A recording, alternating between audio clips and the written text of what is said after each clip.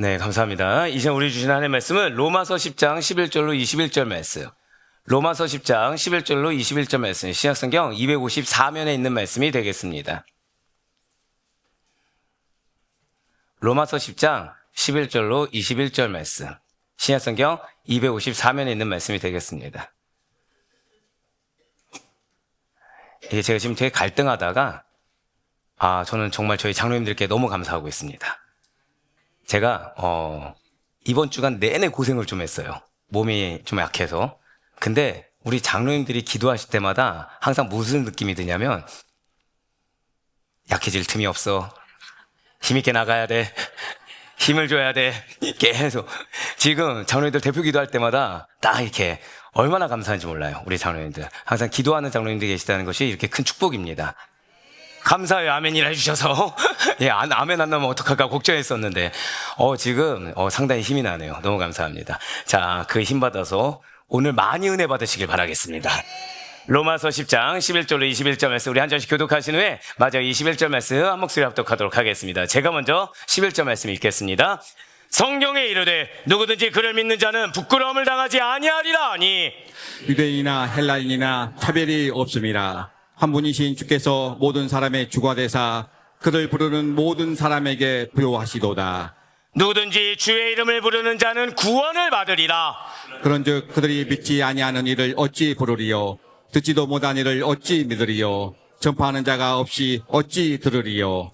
보내심을 받지 아니하였으면 어찌 전파하리요? 기록된 바 아름답도다. 좋은 소식을 전하는 자들의 발의함과 같으니라. 그러나 그들이 다 복음을 순종하지 아니하였도다. 이사야가 이르되 주여 우리가 전한 것을 누가 믿었나이까 하였으니 그러므로 믿음은 들음에서 나며 들음은 그리스도의 말씀으로 말미암았느니라. 그러나 내가 말하노니 그들이 듣지 아니하였느냐? 그렇지 아니하니 그 소리가 온 땅에 퍼졌고 그 말씀이 땅끝까지 이르렀도다 하였느니라. 그러나 내가 말하노니 이스라엘이 알지 못하였느냐? 먼저 모세가 이르되 내가 백성 아닌 자로서 너희를 시기하게 하며 미련한 백성으로서 너희를 노엽게 하리라 하였고 이사야는 매우 담대하여 내가 나를 찾지 아니한 자들에게 찾은 바 되고 내게 묻지 아니한 자들에게 나타나노라 말하였고 함께요. 이스라엘에 대하여 이르되 순종하지 아니하고 거슬러 말하는 백성에게 내가 종일 내 손을 벌렸노라 하였느니라. 아멘. 할렐루야. 네, 주님께서 너무나 사랑하시는 우리 아데포의 성도 여러분들을 주님 안녕 축복합니다. 특별히 그 어느 때보다도 정말 은혜를 사모함으로 그리고 한번 절대 고백하시겠습니다. 주여 나를 위해 일어나소서. 그렇게 일어나실 주님을 믿는 믿음으로 말미암아 나오신 여러분들을 그 어느 때보다도 너무나도 환영하고 축복합니다. 우리 옆에 있는 분들한테 이렇게 인사하시면 좋을 것 같아요. 하나님께서 당신을 너무 사랑하십니다. 자, 한 번 더 인사하실 때 하나님께서 당신의 마음에 응답해 주십니다. 자, 마지막으로요. 한 번만 더 인사하시겠습니다.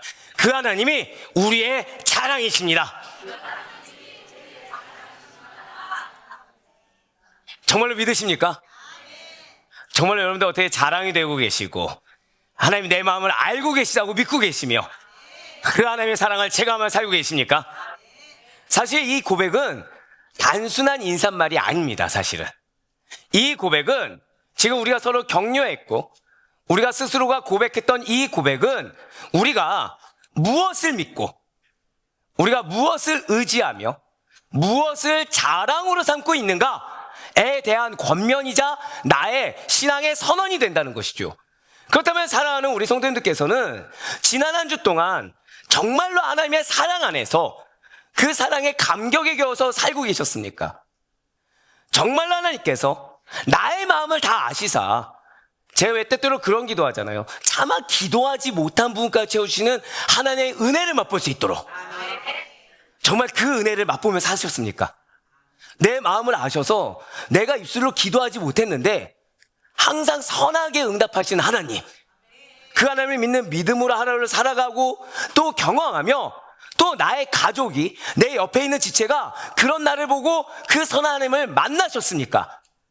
그래서 정말 하나님이 자랑이 되고 계십니까? 안타깝게도 맞아요. 우리는 입술로 그렇게 고백하고 또 바라고 있습니다. 하지만 나의 삶의 현장에서는, 그리고 나의 마음의 현실에서는 전혀 다른 것을 신경 쓰고 전혀 다른 것이 자랑이 되며 전혀 다른 것을 내 마음에 품고 살 때가 너무나도 많다는 거예요. 세상과 사람들에게 받기를 원하는 인정이 신경 쓰입니다. 현실적인 성과가 신경 쓰이고 현실적인 물질이 신경 쓰입니다. 내려놔야 되지만 내 나름의 타협점을 두고 만들어놓은 내 스스로가 내려놓지 못하는 욕심들이 신경이 쓰여요. 그런데 이 모습들에 대해서 문제는 나 스스로가 야, 나 이거 진짜 문제인데 라고 하면 차라리 다행입니다. 근데 나 스스로가 문제긴 문제인데 이 정도는 괜찮지 않아 라고 생각되는 건가? 아니면 문제라고 인식조차 하지 못할 때가 너무 많고 그런 영역이 너무 많다는 것이죠. 왜냐하면 맞아요. 나만 그러면 그게 문제가 나라는 걸 알겠습니다. 근데 비단 나만 그런 것이 아니라는 거죠. 우리 옆에 있는 분한테 이렇게 인사하실까요? 내 동역자여서 감사합니다. 자, 옆에 있는 분이 어떻게 나하고 똑같은 것 같습니까? 다른 것 같습니까? 표정들은 똑같다고 해놓고서 왠지, 그러니까 옆에 있는 가족이 됐든 누가 됐든 그냥 이 사람의 잘못도 나의 잘못 같고 나의 잘못도 이 사람의 잘못 같고 서로가 비등비등해 보인다는 거예요. 오늘날 세상에서 흔히 보여주고 있고 또 요구하고 있는 모습이 내가 신경 쓰이는 그런 부분들, 내 마음에서 내려놓지 못한 그런 부분들이기 때문에 아예 문제라고 인식조차 못할 때가 너무나도 많다라는 것이죠. 그렇습니다. 사랑하는 우리 성도 여러분들, 사실은 우린 지금 참으로 이상한 시대를 지금 살아가고 있습니다. 하나님을 자랑해야 돼요.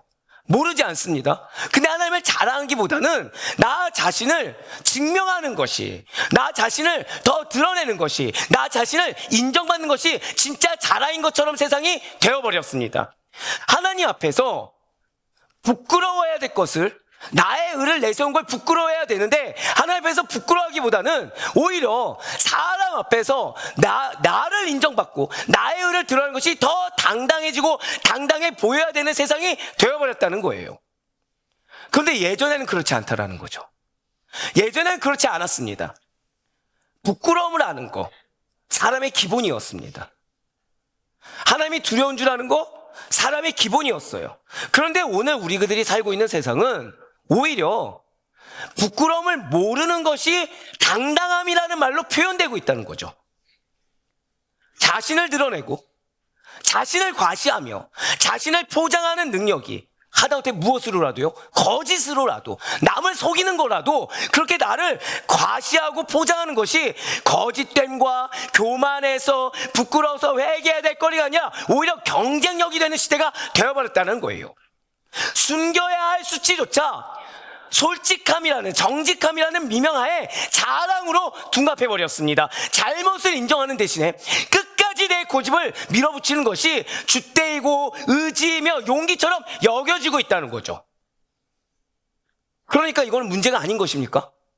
아니요. 성경은 이러한 풍조에 절대로 동조하고 있지 않습니다.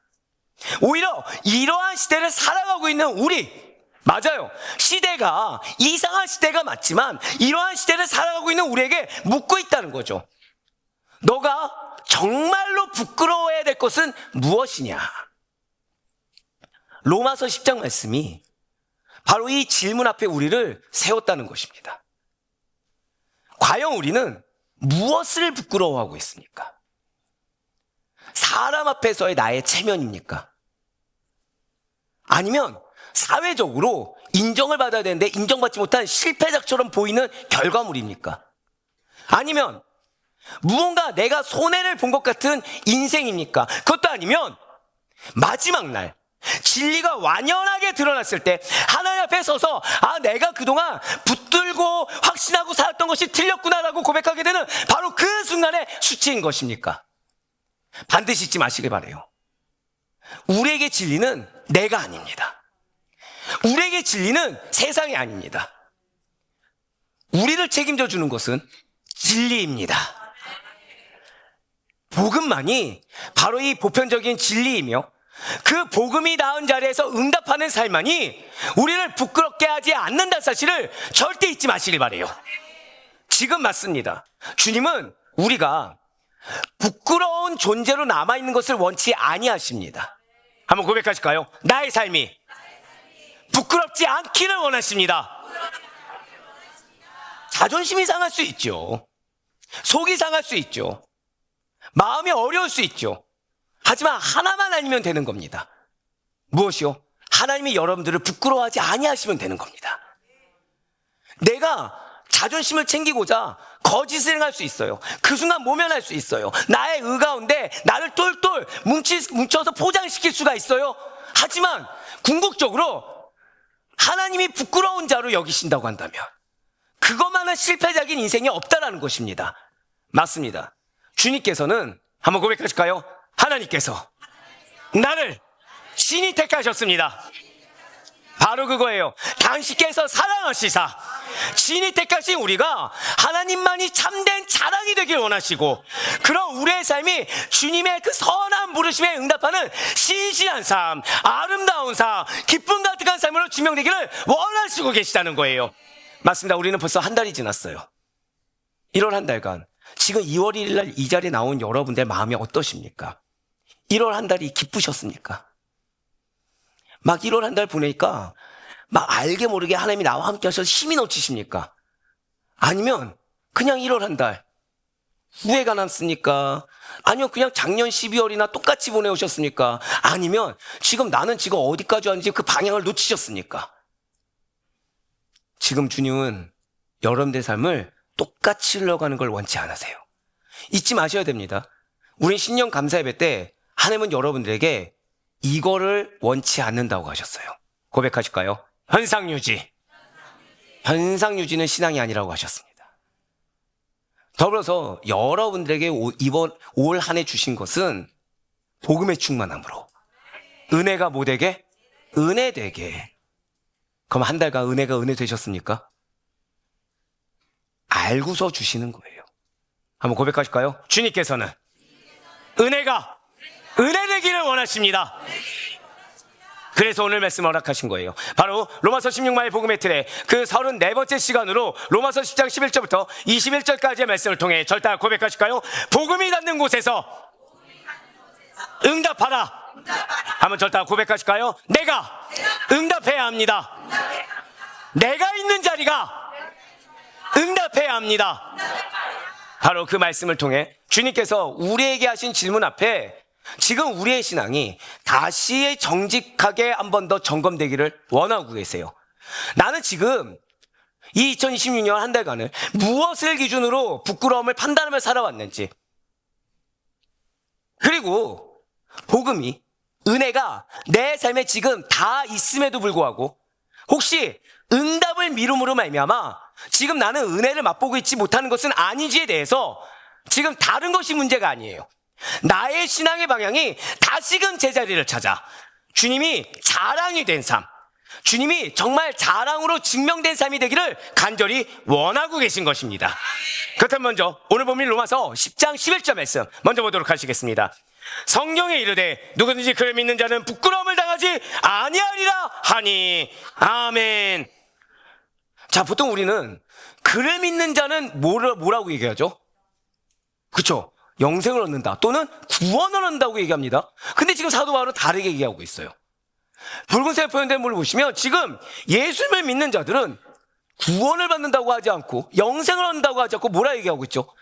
부끄러움을 당하지 않는다라고 사도 바울은 매우 강하게 지금 선언하고 있습니다. 사실 지금 이런 사도 바울의 선언은 종교의 자유를 보장받고 있는 나라에서는 잘 와닿지 않는 말씀입니다. 뭐 내가 믿는 거 누가 뭐라고 하겠습니까? 근데 믿는다고 부끄러움을 당한다? 별로 그게 와닿지 않는다는 거죠. 하지만 사도 바울이 지금 이 말씀을 기록하던 당시에는 달랐어요. 로마 황제 치하입니다.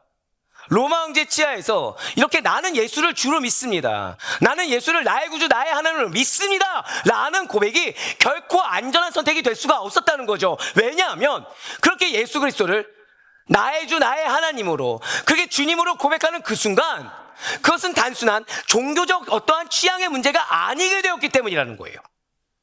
이 고백은 나는 황제를 따르지 않습니다. 나는 황제를 믿지 않습니다. 나는 황제를 섬기지 않을 것입니다. 라는 어떠한 정치적 선언, 사회적 선언으로 받아들여졌기 때문입니다. 그래서 실제 많은 그리스도인들이 속으로는 믿어요. 속으로는 예수를 믿습니다. 겉으로는 어떻게 했을까요? 겉으로는 숨기면서 마치 예수를 믿지 않는 것처럼 행동해야만 살아남을 수 있는 그 삶을 유지했다라는 거예요. 문제는 자, 그러면 그 그리스도인들, 타협한 그리스도인들은 어땠을까요? 문제는 그 그리스도인들이 이런 속이는 삶이 편안하지가 않은 겁니다. 불편한 거예요. 왜냐하면 사실 알고 있다는 거죠. 내가 지금 타협하고 있다는 걸 알고 있는 겁니다. 그들 스스로도 마음속 깊숙이 나 이렇게 신앙생활하면 안 되는데? 이거 진짜 신앙생활 전부가 아닌데? 나 지금 타협하고 있는데? 나 속이고 있는데? 느끼고 있었다는 거예요. 누구처럼요? 우리처럼. 나 지금 사실은 교회를 위한다고 하지만, 예수를 위한다고 하지만 나를 위해 주님 부정하고 있는 거 아니야? 나 지금 사역을 위해서라고 했지만 그저 나 하나 살아보겠다고, 이 위기 모면하겠다고 주님 모르는 척하며 살고 있는 거 아니야? 나 지금 말로는 아니라고 했지만 나 지금 배반하고 배신한 거 아니야? 누가 생각했다고요? 당시 로마 교회 유대인들이 생각했다라는 거예요. 누구 같습니까? 우리 같아요. 그래서 지금 이렇게 신앙을 숨기는 삶은 그들의 생명을 지킬 수는 있었습니다. 하지만 정작 누가 찔린다고요? 고백하실까요? 스스로가 떳떳하지 못했습니다. 스스로가 떳떳하지 못한 거예요. 스스로가 찔리는 겁니다. 자기 양심 앞에서, 자기 신앙 앞에서, 정확히는 고백하실까요? 성령 앞에서. 성령 앞에서. 이거는 부끄러운 삶이다. 이거는 진짜 신앙이 아니다라는 것을 스스로가 느끼고 있었다는 것입니다. 그렇다면 전부 다 그렇게 속이는 인생을 살았을까요? 아니에요. 반대로 나는 예수를 믿습니다. 나의 주는 황제가 아니라 예수 그리스도이십니다 라고 솔직하게 고백하는 자들은 과연 어떠했을까요? 누구에게나 인정받는, 와, 그 신앙 대단하다 라고 하면서 인정받는 아주 당당하고 멋진 삶이 되었으니까, 그 신앙의 고백 때문에 남들과 다른 차별화된 그 신앙 덕분에 마치 독립투사 같은 사람의 그 신앙을 인정받는 대접을 받았습니까? 전혀 그렇지가 않았어요. 오히려 사회에서는 체제에 적응 못하는 사람으로 취급받습니다. 잘 돌아가고 있는 로마 질서를 위협하는 위험한 자로 취급받았어요. 또는 소수의 이상한 신을 따르는 부끄러운 종교인으로 손가락질을 받았습니다. 그나마 있던 기회도 저버리는 자, 극단주의자처럼 취급을 받았다는 거예요. 그렇습니다. 지금 로마 시대의 그리스도인들은 신앙을 고백한다고 해서 공동체 내에 사람에게 당당해진 것이 또 결코 아니었어요. 신앙을 인정받고 존경받는 것이 결코 아니었다는 거죠. 오히려 무엇을 받았다고요? 손가락질을 받았어요. 오히려 무엇을 받았다고요? 이상한 자 취급을 받았습니다. 사회 악인인 것처럼, 공동체를 부연하는 자처럼 취급을 받았다는 거예요. 누구처럼요? 우리처럼. 그렇습니다. 신앙을 숨기면 목숨을 어떻게 해요? 보존은 해요. 근데 어떻게 됩니까? 자기 자신 앞에서는 부끄러워요. 찔려요. 떳떳하지 못해요. 반대로 떳떳하고자, 호란데요, 하나님 앞에서 떳떳하고자 신앙을 고백하고 드러내면 공동체에서, 사람들에게 수치와 모멸을 당합니다. 결국 당시의 그리스도인들은 고백하면 세상 앞에서 부끄러움을 당해야 됐고, 반대로 신앙을 고백하지 않으면 내가 찔려서 자기 자신 앞에서 부끄러움을 당해야 하는, 절대 고백하실까요? 이중의 압박, 이중의 압박 속에서 살고 있었다는 거예요. 누구처럼요? 우리처럼. 그러다 대체 어떻게 해야 됩니까? 이래도 부끄럽고 저래도 부끄러워요. 이래도 수치를 당하고 저래도 수치를 당합니다. 이러지도 못하고 저러지도 못한 상황에서 어떻게 하는 것이 과연 정답입니까? 이러한 상황 가운데서 사도 바울이 선언한 거예요. 이런 우리들에게 참된 해답을 알려주고자, 당시 로마 교인들에게 참된 해답을 알려주고자 매우 강력하게 선언했다는 것입니다. 무엇을요? 예수를 믿는 자들은 결코 부끄러움을 당하지 아니하리라. 그러면 이렇게 사도 바울이 말하는 예수 그리스도를 믿는 자들은 부끄러움을 당하지 않는다라는 말의 핵심은 과연 무엇입니까? 여기서 말하는 부끄러움은 어떠한 사회적 수치가 아닙니다. 당대 로마 사회에서 겪는 어떠한 박해의 고통만을 가리키는 말 역시도 아니라는 거예요. 나 자신의 신앙을 속여야 하는, 성령님을 속여야 하는 떳떳하지 못한 수치, 죄악된 역시도 아니라는 것이죠. 잘 기억하시길 바라요. 지금 사도 바울이 염두에 둔 부끄러움, 반드시 맞이하게 될 그 부끄러움은 고백하실까요? 종말론적인 수치, 바로 그거예요. 머지않아 도래하게 될 마지막 날 하나님 앞에서 드러날 존재적 수치라는 것입니다. 이에 대해서 예수님께서 마가복음 8장 33절 말씀을 통해서 38절 말씀을 통해서 이렇게 말씀하셨습니다. 누구든지 이 음란하고 죄 많은 세대에서 나와 내 말을 부끄러워하면 인자도 아버지의 영광으로 거룩한 천사들과 함께 올 때 그 사람을 부끄러워하리라. 아멘. 그렇습니다. 존재적 부끄러움이에요. 머지않아 도래하게 될 종말의 때, 최후의 날, 하나님 앞에서 겪게 되는 존재적 부끄러움, 즉 영원한 판단 앞에서 드러나게 되는 진리와 거짓의 결과가 부끄러움이라는 것입니다.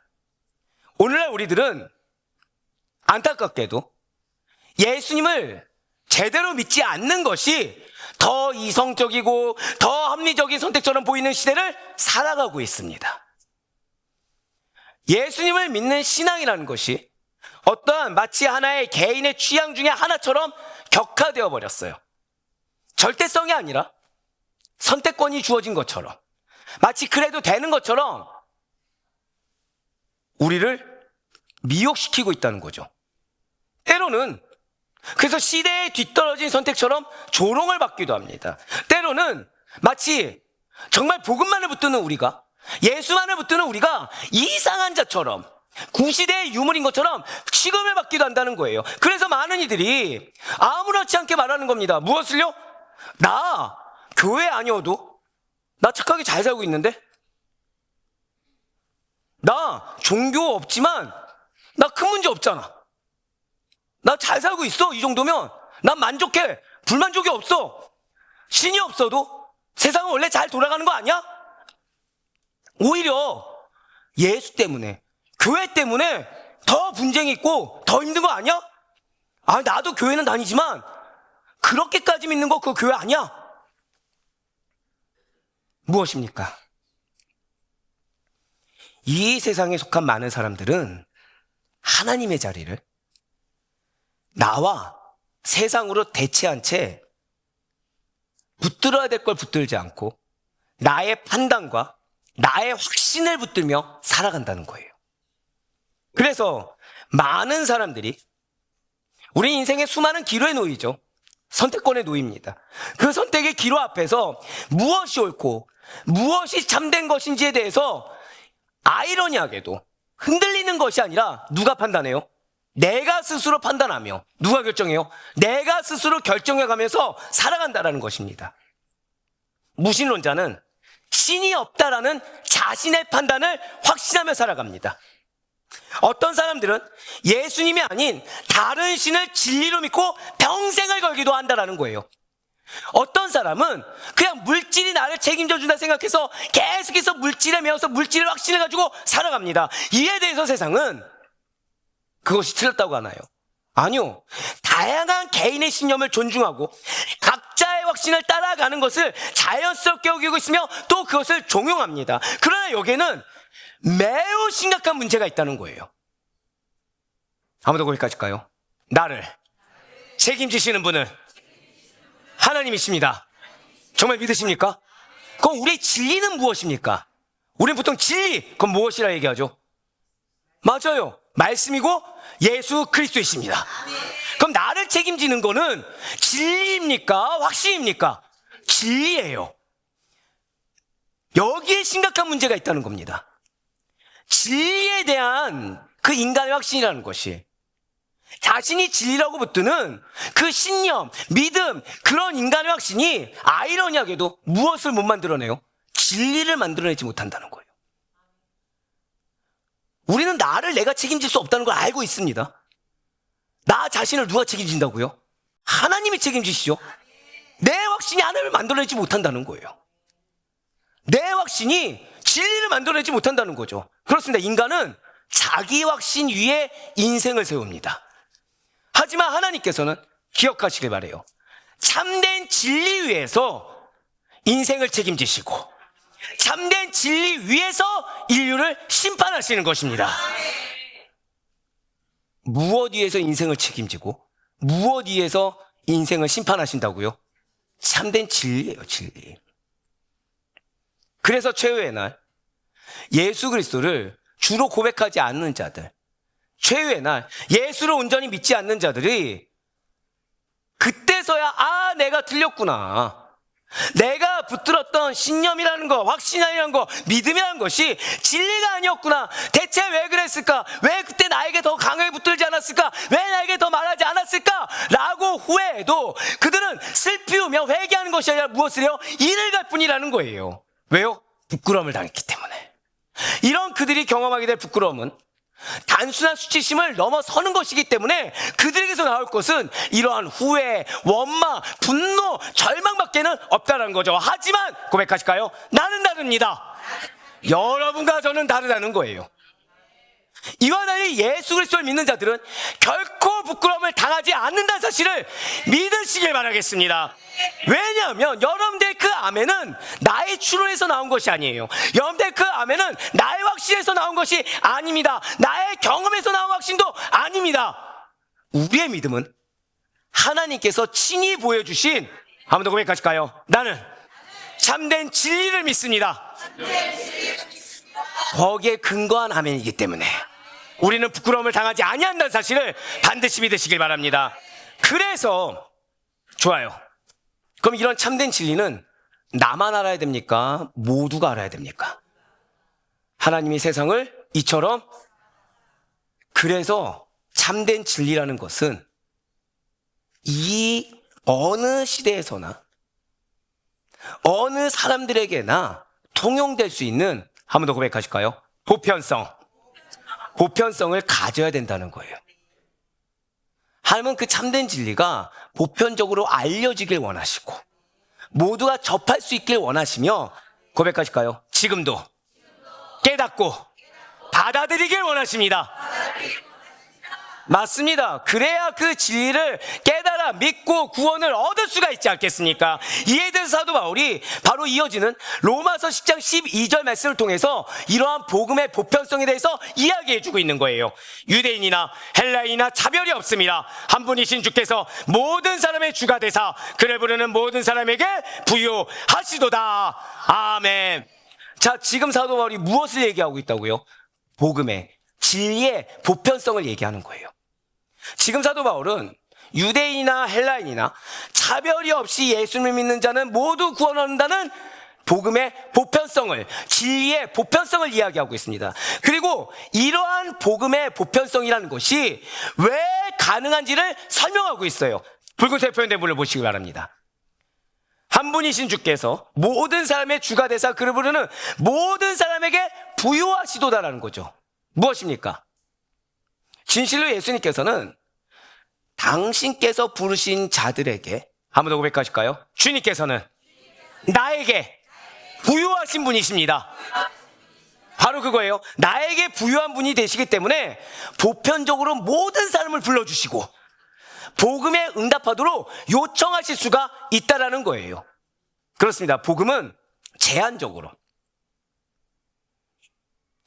여러분들 미워하는 사람 있습니까? 없습니까? 이쪽만 정직하네요. 그럼 이쪽 보고 설교해야지. 다시요. 미워하는 사람 있습니까? 없습니까?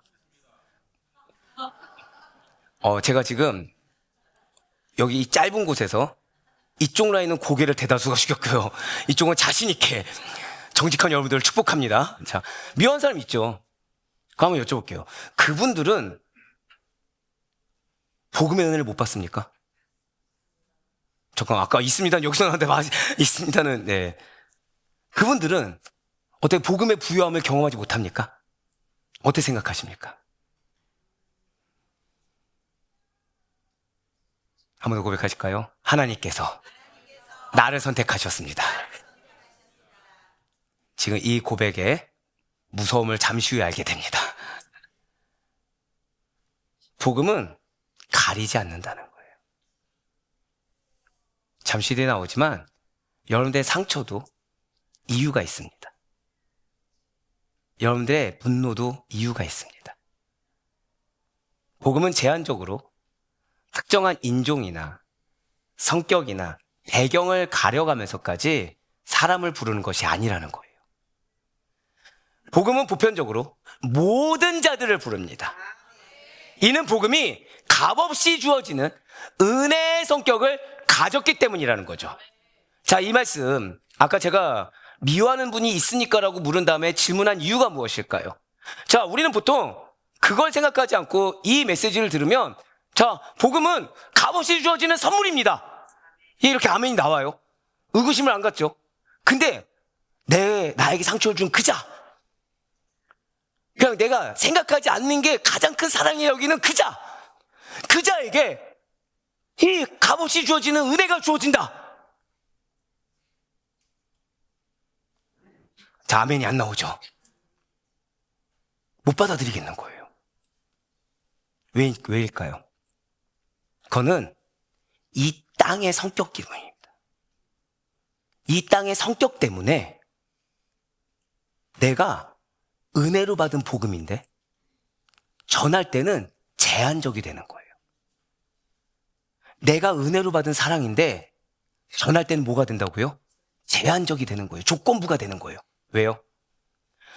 우리가 살아가는 이 땅은 이러한 은혜가 아니라 값없이 주어지는 은혜, 선물이 아니라 고백하실까요? 차별의 논리로 움직이기 때문이라는 거예요. 자원은 한정되어 있습니다. 기회는 어떤가요?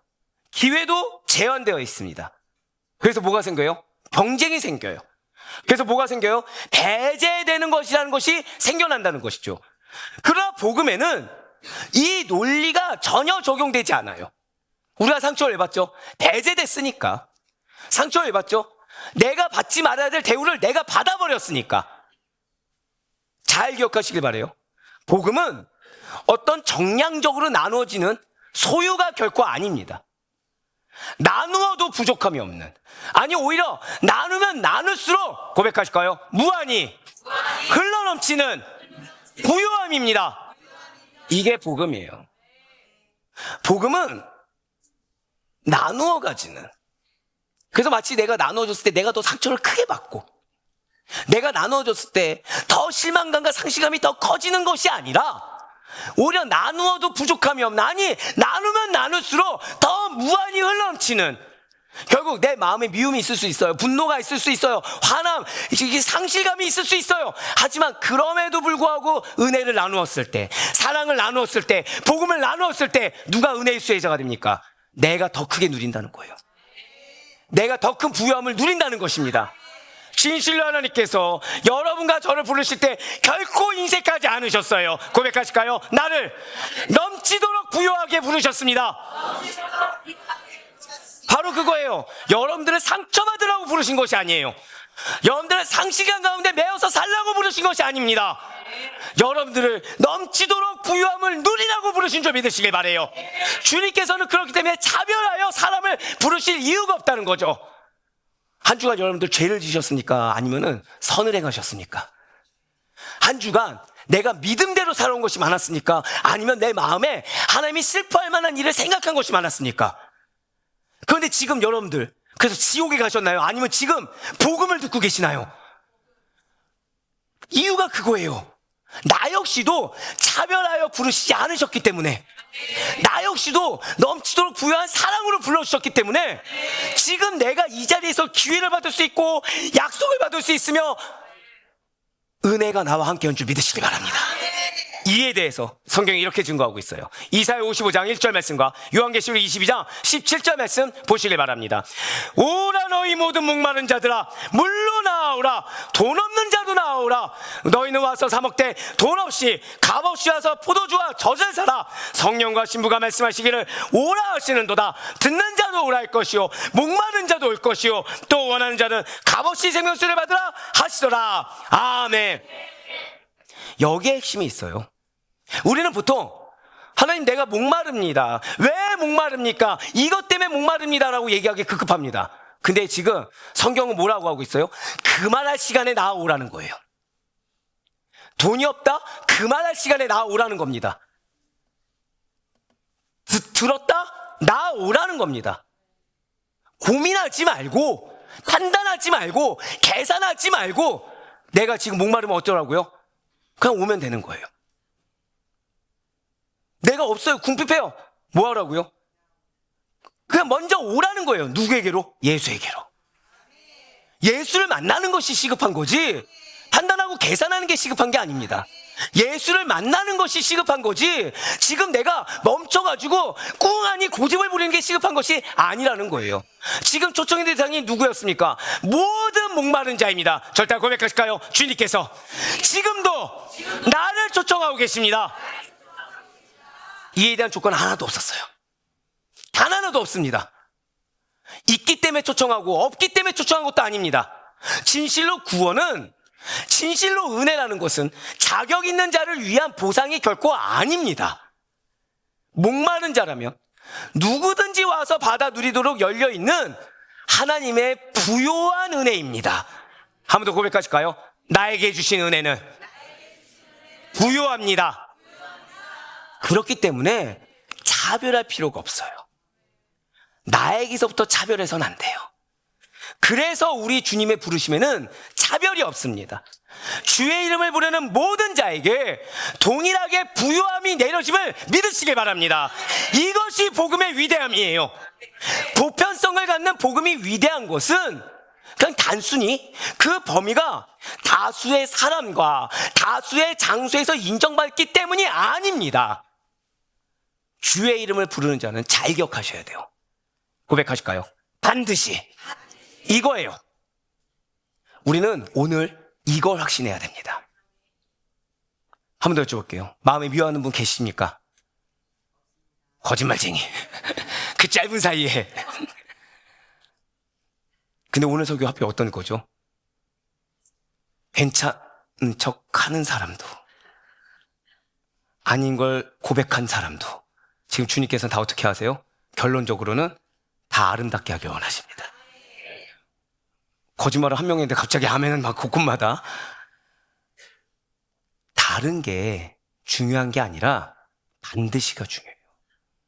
누가요? 미워하는 자 역시, 나에게 상처 주는 자 역시 반드시 뭐한다? 변화된다. 복음의 위대함은 고백하시겠습니다. 절대성을 갖고 있습니다. 맞아요. 주의 이름을 부르는 자는 반드시 변화된다. 반드시 구원받는다는 절대성을 갖고 있기 때문에 더욱 위대한 것입니다. 이어지는 로마서 10장 13절 말씀 보도록 하시겠습니다. 누구든지 주의 이름을 부르는 자는 구원을 받으리라. 아멘. 바로 이 말씀이에요. 절대성입니다. 그래서 사도 바울이 바로 이 13절 말씀을 통해서 복음이, 그 참된 진리가, 그 은혜가 보편성을 갖되 확고불변의 진리임을, 절대성을 갖고 있음을 보여주고 있다는 것이죠. 주의 이름을 부르는 자는 구원을 받는 것에 있어서 그 영혼이 변화되는 것에 있어서 어긋나는 경우나 돌발 상황이라는 것이 있을 수가 없다는 거예요. 한 번 더 고백하실까요? 나를 통해 반드시 변화됩니다. 할렐루야. 누구든지 주의 이름을 부르는 자는 구원을 받습니다. 그렇다면 여기서 질문이 생기죠. 아니 목사님, 그렇게 그러면 주의 이름을 부르려면 어떻게 해야 됩니까? 나는 그동안 얘기를 해봤는데 요지부동이던데요. 누군가가 효과적으로 주의 이름을 알려주고 누군가가 능력 있게 전하는 자가 있어야 가능한 것이 아니겠습니까? 그래서 사도 바울은 이제 구원을 받게 되는 과정을 이어서 설명함으로써 하나님께서 고백하실까요? 나를 세우셨습니다. 바로 그거예요. 전도하는 자를 세워서 앞서 말씀드렸죠. 당신의 능력을 부여하시사 당신께서 그 입술에 능력과 권세를 주셔서 효과적으로 전도할 자, 그 자가 누구라고요? 나예요. 지속적으로 예수를 증거하도록 하심으로. 자, 그런데 제가 그냥 예수를 증거하면 바로 믿는다 아니면 지속적이다? 지속적으로 예수를 증거하도록 하심으로. 확고불변한 진리인 복음이 계속 전파하도록 하셨다라는 거예요. 여러분들 저 어떻게 건강해 보입니까? 아파 보입니까? 그쵸. 얼굴은 목소리는 왠지 쉬어서 아파 보이는데 억양은 어떻습니까? 강세는 전혀 아파 보이지 않는 이렇게 보여도 골골대고 있습니다. 자, 그러면 병원을 갔을까요? 안 갔을까요? 자, 제가 병원을 갔습니다. 병원을 갔는데 나와서 제가 불평불만 예예요. 예십니다. 불평불만을 늘어놓은 겁니다. 아니 이런 돌팔이 의사가 다 있어. 병원을 갔다 왔는데 왜 안 낫는 거야? 의사를 만났으면 나아야지. 나한테 왜 갑자기 목사인데 술 드시지 마시고요. 담배 피지 마시고요. 짜고 매운 거 조심하시고요. 왜 이런 얘기를 하는 거야? 남들로 다 하는 얘기를 왜 나한테 하는 거야? 왜 나 지금 안 낫는 거야? 하면 저는 정상입니까? 비정상입니까? 왜 비정상이죠? 아, 정상이라고요? 동역자십니다. 네. 자, 왜 비정상이죠? 아, 의사 만났잖아요. 의사가 해줄 얘기 해줬잖아요. 근데 나 안 낫잖아요. 그렇습니다. 우리는 의사를 만나죠. 근데 바로 낫습니까? 아니면 의사의 처방을 받아서 처방대로 하면 낫게 되는 겁니까? 방금 뭐라 말씀하셨어요? 처방대로 하면 낫게 되는 거죠.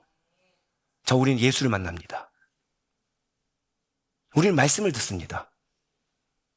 근데 우리는 예수를 만난 순간 다 해결되길 바래요. 내가 말씀을 딱 전한 순간 그 영혼이 반짝하고 바뀌길 바래요. 예수가 뛰어납니까? 의사가 뛰어납니까? 예수님이 뛰어나죠.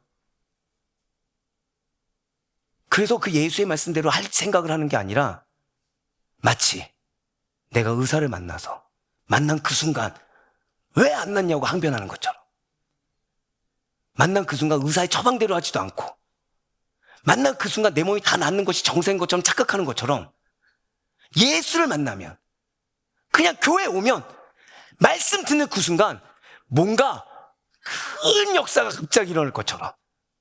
아무도 고백하실까요? 내가 처방대로 해야 합니다. 그거부터 시작하셔야 돼요. 대신 처방대로 하려면 뭐가 있어야 되죠? 한 번 더 고백하실까요? 믿음이 있어야 합니다. 의사의 처방대로 했을 때 낫는다는 믿음이 있어야 되겠죠. 예수님이 나에게 말씀하신 그대로 했을 때 반드시 변화됩니다. 이 믿음이 효과를 보게 하는 거예요. 이 믿음이 열매를 주게 하는 것입니다. 그래서 뭐라고 했어요? 사도 바울은 지속적으로 증거함으로써 확고불변 진리인 복음이 어떻게 해요? 한 번? 아니요. 계속 전파되도록 하셨다. 라고 지금 증거하고 있다라는 것입니다. 바로 이 내용에 대해서 사도 바울이 로마서 10장 14절과 15절 말씀을 통해서 설명하고 있습니다. 그런즉 그들이 믿지 아니하는 이를 어찌 부르리요? 듣지도 못한 이를 어찌 믿으리요? 전파하는 자가 없이 어찌 들으리요? 보내심을 받지 아니하였으면 어찌 전파하리요? 기록된 바 아름답도다. 좋은 소식을 전하는 자들의 말이함과 같으니라. 아멘. 오늘 다 기억하시면 좋겠지만 두 가지를 기억하셔야 되는데 15절을 그 중에 하나로 반드시 기억하시길 바라요. 보내심을 받은 자들이 전파합니다. 이렇게 전파하는 것을 들으면 그 들은 것을 믿게 됩니다. 그렇게 믿는 대상은 부르심이라는 단계를 거치게 돼요.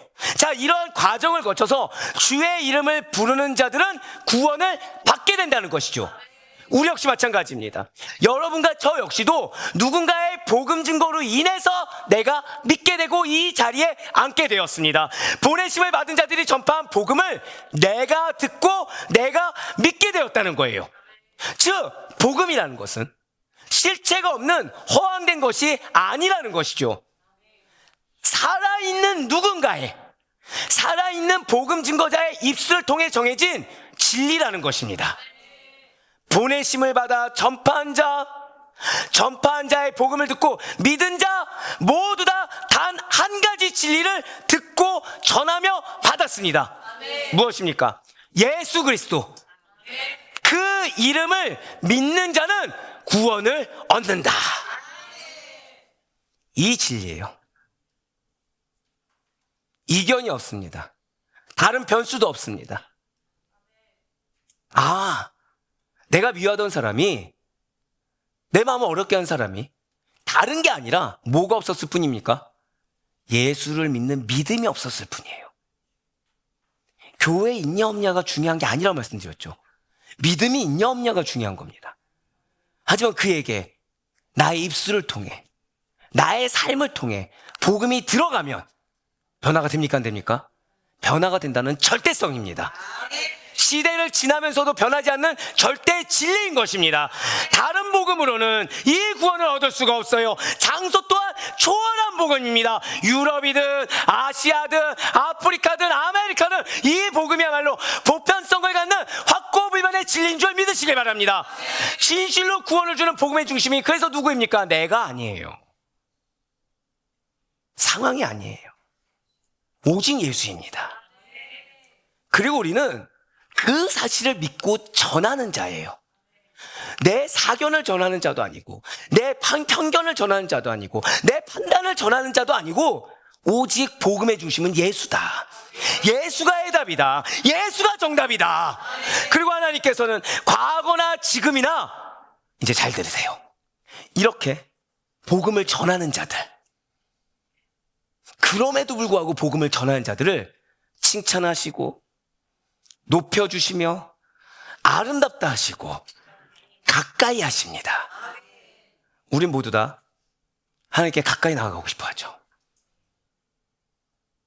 나의 기도가 하나님이 다 듣길 원합니다. 하나님 정말 이 기도를 맞나 틀리나 고민하지만 고민할 필요 없을 정도로 하나님이 그 기도를 다 가까이 하길 원하십니다. 그래서 나의 삶에 늘 항상 하나님의 함께 하심이 어떤 건지를 보길 원해요. 답을 알려주셨어요. 어떤 자들과 함께 하신다고요? 복음을 전하는 자. 항상 드릴 말씀이죠. 입술만? 아니요. 한 번 더 고백하실까요? 나의 삶이 복음이어야 합니다. 복음이 뭐라고요? 네, 예수 그리스도가 십자가에 죽으시고 부활한 거. 자기 부인된 나, 십자가 지는 나, 말씀에 순종하는 나, 그걸 통해서 한 영혼의 변화를 위해서 나를 미라 삼을 수 있는 나, 그런 자들을 칭찬하시고 높여주시며 가까이 하시고 아름답다 칭하시는 것입니다. 오늘 본문인 바로 로마서 10장 15절 말씀 다시 보시면 이러한 복음 증거자들에 대해서 아름답다라고 극찬한 겁니다. 붉은색 표현대 물어보시기 바래요. 아름답도다. 좋은 소식을 전하는 자들의 발휘함과 같으니라. 이 칭찬이 우리 사랑하는 아대표의 교회 모든 성도님들의 칭찬이 되기를 간절히 소망합니다. 이 부분을 두고서 제일 뜨겁게 기도했어요. 여러분들을 아름답다고 칭찬하는 이가 사람이 아니길 바래요. 하나님이시길 바랍니다. 그렇습니다. 사도 바울 당시에는 교통수단이 그렇게까지 발달하지 않았어요. 이러한 상황에서 복음을 전파하는 일이라는 것 그 자체가 매우 수고로운 일이었습니다.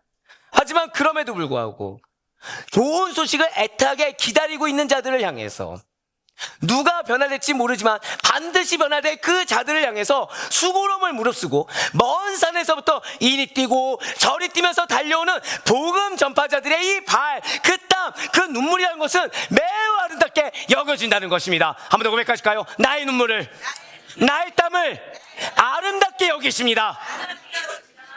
그렇습니다. 또 하나님께서는 비단 그렇게 아름답다고만 끝나는 것이 아니라, 한 번 더 고백하실까요? 나의 눈물을 결코 가볍게 여기지 아니하십니다. 아름답다에 뭐가 있다고요? 아름답다도 있지만 가볍지 않다. 너 정말 가치 있는 일을 행하는구나. 너 정말 무거운 눈물을 흘렸구나. 그렇습니다. 15절의 바울의 표현은 단순한 시적 과장이 아니에요. 하나님께서 복음 증거자들을 어떻게 평가하시는지를 드러내는 신학적 선언인 것입니다. 진실로 하나님께서는 복음을 전하는 자들의 수고를, 그 인내를, 그 헌신을, 그 눈물을 단지 필요한 일 정도로 보지 아니하시고 영원한 가치와 영광으로 연결되는 사명이자 보물로 보시는 줄 믿으시길 바랍니다. 그래서 성경은 이 복음을 전하여 한 생명을 하나님께로 돌이키는 일을, 한 공동체를 회복으로 인도하는 일을 세상의 그 어떤 성취와도 비교할 수 없는 놀라운 영광으로 묘사하고 있어요. 그 대표적인 말씀이 바로 다니엘 12장 3절의 말씀입니다. 우리 다 같이 다니엘 12장 3절 말씀 함께 고백하겠습니다. 시작. 지혜 있는 자는 궁창의 빛과 같이 빛날 것이요, 많은 사람을 옳은 대로 돌아오게 하는 자는 별과 같이 영원토록 빛나리라. 아멘. 좋아하는 말씀이고요. 때때로 누군가 이름을 지을 때 나오는 별이 이 별입니다. 2명밖에 별이 안 들어갔는데 아멘은 곳곳마다 나오네요. 지금 이 말씀에서 하나님께서는 복음 증거자를 잠시 쓰이다가 사라지는 존재로 말씀하신 것이 아닙니다. 우리는 흔히 별 하면은 희미한 정도로 생각하지만 성경에서 별은 그것이 아니에요. 많은 사람을 옳은 대로 돌아오게 한 자는 별과 같이 영원토록 빛난다 선언했을 때 이 별은 한순간 반짝였다 사라지는 불꽃이 아니라 어두운 밤을 뚫고, 고백하실까요? 오랫동안 길을 비추입니다. 바로 그 뜻이에요. 오랫동안, 그것도 어떤데요? 어두운 상황에서도 어두운 밤을 뚫고 오랫동안 길을 비추이는 그런 존재예요. 진실 하나님께서는 복음을 전하는 자들의 수고를 이 땅의 평가 정도로 끝내지 아니하시고 종말의 빛, 영원의 영광으로 기억하십니다. 그러므로 복음을 전하는 발이 아름다운 이유는, 하나님께 가치 있다 칭찬받는 이유는 그 발이 그냥 고생을 많이 했기 때문만이 아니라 그 발걸음을 통해, 한 번 더 고백하실까요? 나를 통해, 바로 그거예요. 나를 통해 한 영혼이, 한 공동체가 어둠에서 빛으로 옮겨지고 생명에서 영원으로 이어지기 때문임을 믿으시길 바래요. 한 번 더 고백하실까요? 나를 통해 반드시 변화됩니다. 바로 이것이 하나님께서 여러분들을 향해 내리신, 복음 증거자로 부름받은, 아름답다 칭함받은 여러분들을 향해 내리신 가장 분명하고도 위대한 칭찬인 줄 들으시길 바래요. 이러한 복음 증거의 사명, 원래 유대인이 가장 먼저 받았죠. 하지만 이방인도 믿는 복음을, 자, 이제부터 왜 때때로 여러분들의 마음에 시기와 질투가 생기는지, 원망이 생기는지, 상실감이 생기는지 나오게 됩니다. 맞아요. 이방인도 믿는 복음을 먼저 율법과 약속을 맡았던 유대인이 믿지 못하는 겁니다. 그래서 사도 바울이 복음 전파자의 이러한 아름다운 수고에 의해 복음이, 말씀이 계속 전해지고 있음에도 불구하고 여전히 복음 듣기를 거부하는 이스라엘의 불순종을 지적하고 있습니다. 계속해서 오늘 본문인 로마서 10장 16절부터 18절까지의 말씀 보도록 하시겠습니다. 그러나 그들이 다 복음을 순종하지 아니하였도다. 이사야가 이르되 주여 우리가 전한 것을 누가 믿었나이까 하였으니 그러므로 믿음은 들음에서 나며 들음은 그리스도의 말씀으로 말미암았느니라. 그러나 내가 말하노니 그들이 듣지 아니하였느냐. 그렇지 아니하니 그 소리가 온 땅에 퍼졌고 그 말씀이 땅끝까지 이르렀도다 하였느니라. 아멘. 그렇습니다. 핑계댈 수가 없어요. 복음을 듣지 못해서 불순종했다고 이스라엘은 핑계조차 댈 수가 없습니다. 지금 사도 바울은 당시의 이스라엘 불순종이, 그 불신앙이 이사야 시대의 불신앙과 조금 더 다를 바가 없다라고 선포했다는 거예요. 이사야 선지자가 고난을 받는 중에서도 제발 자기의 그 남유다가 변화되길 말하는 마음으로 간절히 전할 때 이 이스라엘 남유다 백성들이 얼마나 듣는 둥 마는 둥 하면서 비웃었습니까? 실제로 유대인들이 어땠죠? 마르고 볼품없는 예수님의 겉모습과 가진 것이 없는 그의 부족한 재력, 정식 교육기관에서 이수한 졸업장이 없는 학력의 미천함을 이유로 해서 메시아이신 예수 그리스도를 무시하고 깔봤습니다. 저자가 무슨 메시아야? 하나님께서 보내신 예수님의 겉모습을 보면서 복음의 핵심인 예수 그리스도를 거부하고 배척했다라는 거예요. 그래서 하나님께서는, 잘 들으세요, 그러한 이스라엘을 깨우치기 위해서, 그러한 이스라엘을 돌이키게 하기 위해서 고백하실까요? 이방인을 부르셨습니다. 이방인을 불러서 그들을 부끄럽게, 그들 마음에 어떠한 감정이 일게 만드셨습니다. 오늘 본문이 로마서 10장 19절과 20절 말씀이 이 사실을 증거합니다.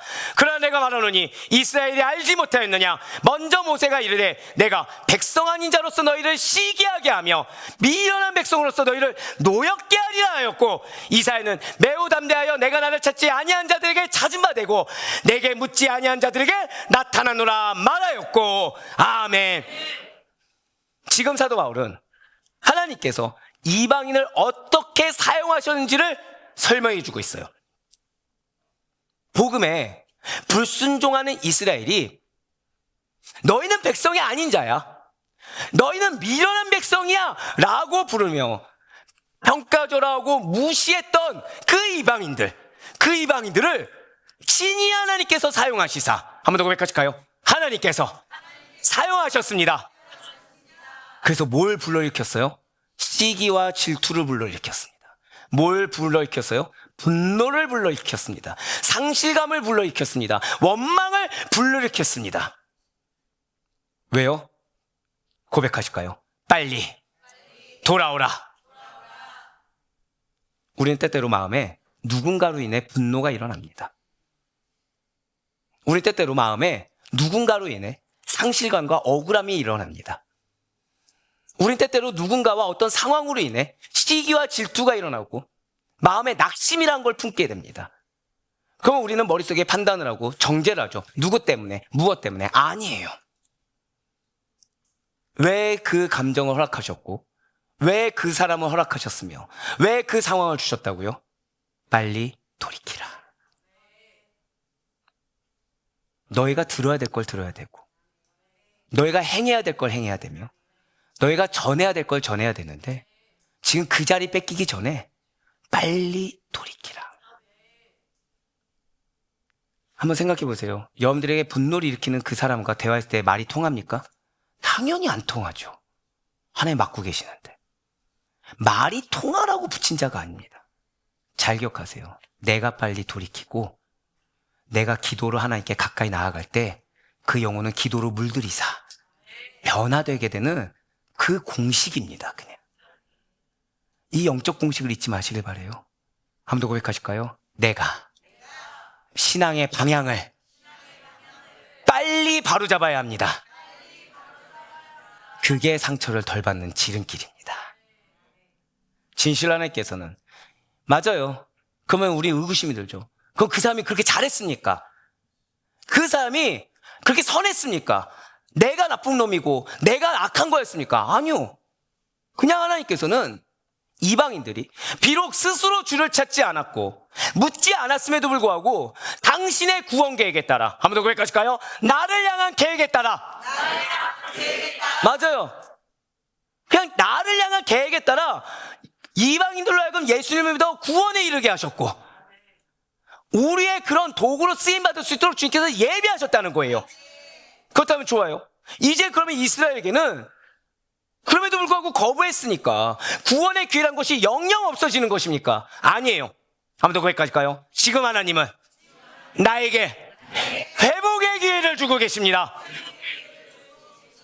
맞아요. 당신을 거역한 패역한 이스라엘이 다시금 하나님께로 돌아와 당신께서 친히 보내주신 유일한 구원주 되시는 예수 그리스도를 믿도록 은혜를 누리도록 기회를 주고 계십니다. 이 말씀이 오늘 마지막 본문인 로마서 10장 21절 말씀이요, 이것이 여러분들이 아까 15절 말씀과 이어서 반드시 기억해야 될 두 번째 말씀입니다. 우리 21절 말씀 다 같이 읽겠습니다. 시작.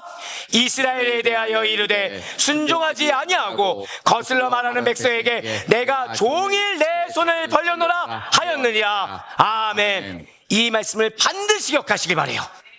복음에 불순종하는 이스라엘에게 다시 기회를 주신 하나님께서 지금 어떻게 하고 계십니까? 지금도 기회를 주시사 두 팔 벌려 기다리고 계심을 잊지 마시길 바라요. 사랑하는 성도 여러분들, 진실로 값없이 주시는 은혜의 복음은 예수, 그 이름을 부르는 자는 구원을 얻는다라는 보편성을 갖는 확고불변한 절대 진리입니다. 그리고 오늘날에도 이 복음은 여전히 유효한 효력을 지니고 있어요. 사도 바울은 이 사실을 믿었기 때문에 복음을 전하는 아름다운 발이 되어 사력을 다해 복음 전도에 있었고, 그 사명에 대해서 허락하신 말씀에 대해서 한치의 의구심도 한 점의 후회도 없었습니다. 오늘날 사람들은 더 좋은 집, 더 좋은 직장, 더 좋은 음식, 더 좋은 옷 등을 선전합니다. 여기에 살면 행복해집니다. 여기에 살면 꿈을 이룹니다. 이 직장에 살면은 더 좋은 것을 이룰 수 있습니다. 이것을 먹으면 더 건강해집니다. 이 옷을 입으면, 이 가방을 가지면 더 돋보이고 더 행복해집니다. 그리고 사람들은 그런 것에 대해서 있는 힘을 다해 전해요. 내가 직접 살아보니 좋았더라. 내가 다녀보니 정말 좋은 일터였더라. 먹어보니 정말 다르더라. 그런데 과연 그러한 것들이 그렇게 내 목숨과 삶을 다해 선전하고 홍보하며 자랑할 만한 가치가 있는 것입니까? 보다 더 높은 것들이 생기면 바뀌지 않을까요?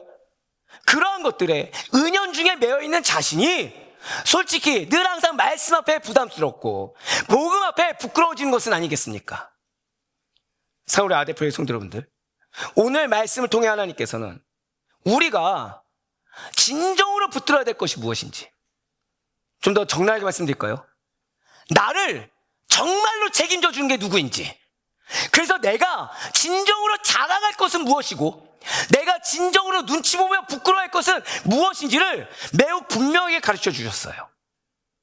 보편성을 갖는 확고불변한 진리가 드러났음에도 불구하고 그 진리가 전부 되지 못하는 것, 그 은혜를, 부유한 은혜를 주셨음에도 불구하고 여전히 부족하다고 현실적인 이유로 그 진리를 자랑하지 못하는 것, 그 진리가 전부 되지 못하여 오히려 다른 걸로 대체하는 것, 그것이 바로 가장 큰 부끄러움입니다. 죄인된 인간을 살리기 위해 하나님께서 독생자를 내어주셨다는 그 복음을 믿지 못하는 것이야말로 가장 어리석은 일이며 가장 안타까운 일이고 가장 깊은 수치입니다. 예수 그리스도를 믿는 믿음만이 마지막 날 우리들을 부끄럽지 않게 한다는 사실을 정말로 믿으시길 바라요. 그리고 그 복음을 영광스럽게, 마지막 저따가 고백하실까요? 나로 하여금 자랑스럽게 증거하게 하셨습니다. 그 고백이 귀해요. 자랑스럽게 증거할 자로 여러분들을 부르시사 지금도 은혜를 어떻게 해요? 부요하게 내리는 줄 믿으시길 바랍니다. 오늘 하루 변함없이 값없이 복음을 나눠주신 주님께서는 복음을 전하는 아름다운 발을 이곳으로 저곳까지, 이 사람에서 저 사람까지 보내고 계십니다. 그리고 이 복음이 닿는 곳에서는 반드시 아멘, 아멘 응답해야 합니다. 그 가운데 저와 여러분은 우리가 아름다운 발이 되어 복음을 전할 때, 우리가 아름다운 발이 되어 믿음으로 복음을 지속적으로 전할 때 복음에 응답할 영혼, 변화될 영혼, 변화될 공동체가 있음을 믿고 때를 얻든지 못 얻든지 어떻든지 부지런히 사활을 걸고 자랑할 자로 우리를 부르는 바였습니다.